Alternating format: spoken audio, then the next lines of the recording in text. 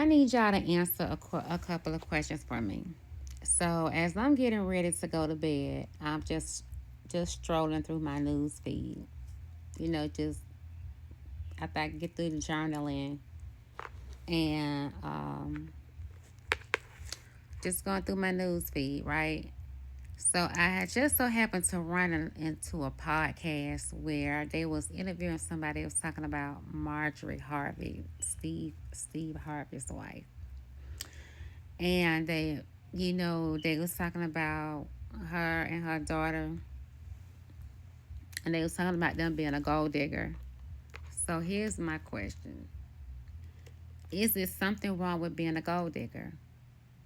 Because I'm a gold digger, and I have no problem admitting to that. And I'm gonna tell you why. I remember having my kids. I was a teenager when I had my kids, right? And at the time, um, I had friends that was having babies around the time I was having babies. And mind you, I got married like really early. I got married early, early. So my friends, they had their kids' fathers did not stick around for them. So when they would ask other, like their family members, they would ask them for money to help them get their kids some diapers and stuff.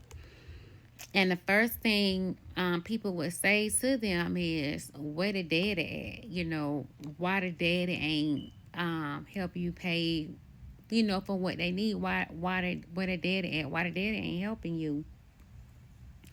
So if they would ask, like, for me, like, I had to deal with the fact that because my husband at the time, he worked at the bank, and I would hear, "Are you just with him for his money?" No, I'm not with him just for his money, but I'm not going to be with anybody that doesn't have any either.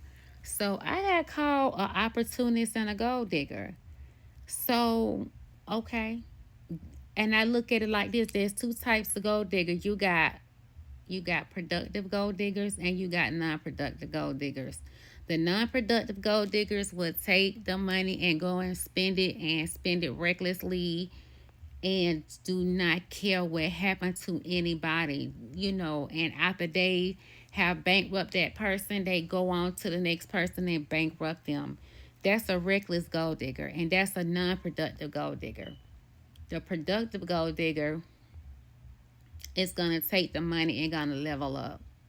And gonna level up so much that she actually have enough money to retire the person who she's digging the gold from, which is myself. So with that being said, I be all the gold diggers you want, because I'm not gonna be with anybody that don't want anything out of life and that is not trying to work to have something. So what about the men? They're womb diggers. You digging for something, you digging in somebody's womb. So what, you're not gonna be with a woman and not be intimate with her. So I'm just trying to figure this out. I'm not mad at that woman for being with somebody, what I'm saying? All of, maybe the other women didn't know how to hustle. Maybe there was no hustle in the other women, because she knew how to take what he had and level them all the way up. That woman knew how to hustle. You can't get mad at a woman that know how to hustle versus the ones that's just sitting around waiting for the checks to roll in. Then when the jobs dry up, everybody just looking at each other. She just knew how to take what he had and work it. And think about it, she was around hustlers, and that's how I am. I came from a family that are the biggest. They known to be the biggest dealers in Atlanta. So my folks from Bankhead, and my mama was one of the biggest queen pins in the world. And once the feds came and did what they did, or whoever it was came and did what they did, she was like, it ain't worth it. So she's still a hustler. She still found other ways to make it. She got her own business now. She got a couple of them. but I learned from the best. And when my husband was out there, turning wrenches, and he became an apprentice while he was at the bank, he became an apprentice, started working on cars.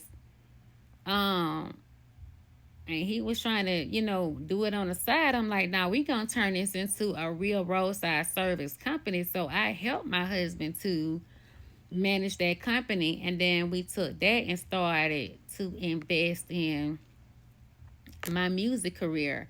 And then I started writing jingles. I did like the 1-800 jingle for Bethune Law Firm. That was the first one I did. Then I did a second one for the one in Florida. So once I started writing jingles, I just kept writing jingles for other companies. So just because you're in the music industry doesn't mean that you have to privy yourself to just writing rap music for, albums and stuff. You know what I'm saying? I started writing jingles for other companies. Now I got one I wrote for Oreo. For the who Nabisco don't own Oreo no more. So you write them and then you shop them to the companies. You know what I'm saying? And you just go that route. So what I also did was, I turned down the opportunity. Like our kids, our adult kids are virgins, right?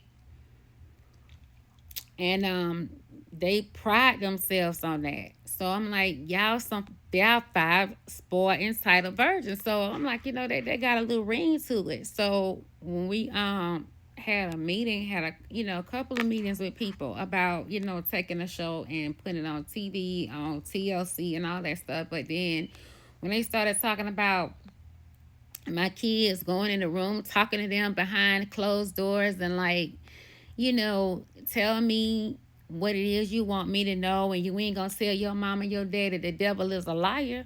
The devil is a liar. Cause I'm gonna tell you something, you ain't gonna find black kids living in the ACL, virgin, spoiled, ain't never dated, ain't never kissed. As a matter of fact, my daughters have to be chaperoned. They can't go anywhere, without an adult. I mean, without somebody with them. They grown, but still, you know, that's just the way it is. So at the end of the day, I'm like, you know what? We turning it into a brand. So we branded that. And people were like, why you calling your kids virgins? Baby, they are. And they ain't gonna be no broke ones either. So you find your niche or whatever it is, and you hustle. You level up in life. This chick had said, if you could tell your 35-year-old self something, because she's like, you're 35, you could tell your 35-year-old self something, what would you say? Take your youth and make as much money as you can. So when you get older, you can live comfortable, because that's what my grandmama did. And God rest her soul. She just passed away last May.